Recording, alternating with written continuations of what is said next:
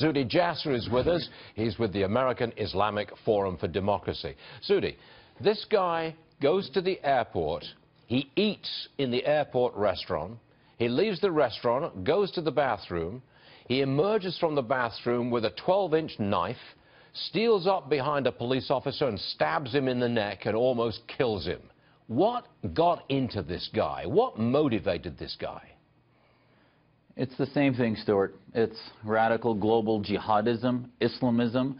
As you heard, listen to what he said. You're killing people in Syria, Afghanistan, Iraq. It's what ISIS's narrative is all about, that somehow this is a war against the West. And he, at the end, said, we are all going to die. So therefore, here you have a Canadian citizen, homegrown, from Tunisia, similar to Mohamed Boulel, who committed the act in Nice last summer.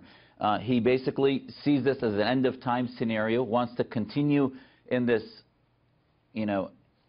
holy month of Ramadan that we're in. Many of us are celebrating our own internal personal relationship with God. This guy is part of a global jihad to commit as many acts in this summer of terror as possible in Ramadan. So it's the same narrative. It's not isolated. He's not a lone wolf. We are at war, and sadly, we've gone from having one a month to almost now one every day. Well, Zuhdi, in the Quran, is this end of days scenario that you're talking about, is that talked about in the Quran? Is there such a thing, a cataclysmic end of times, end of the world?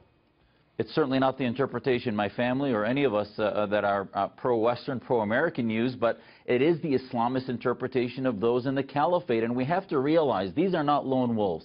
They are getting these interpretations of having to bring back Islamic states and the caliphate in part of this cataclysmic war from propaganda. Al Jazeera, that puts out anti-American, anti-Western stories saying that Americans are killing innocents in Syria, Afghanistan, is what gets into the minds of these. So if we're going to have a strategy to stop the Brussels, the London attacks, and now in Flint, if we're going to have a strategy, Stuart, we need to connect the dots. When you have Qatar Airways buying 10% of American Airlines, and us saying, oh, the propaganda coming out of House of Thani in Qatar that's radicalizing everyone in an anti-Western, anti-American way has nothing to do with these acts and interpretations of Islam, we have to stop and say, wait a minute, maybe it's not about the buck, but really about the propaganda war. We might be winning battles in Iraq and Syria, but Stuart, we're losing the war for the hearts and minds of pro-liberty Muslims in America and in the West. Zuhdi Jasser, thank you very much indeed. We will indeed have more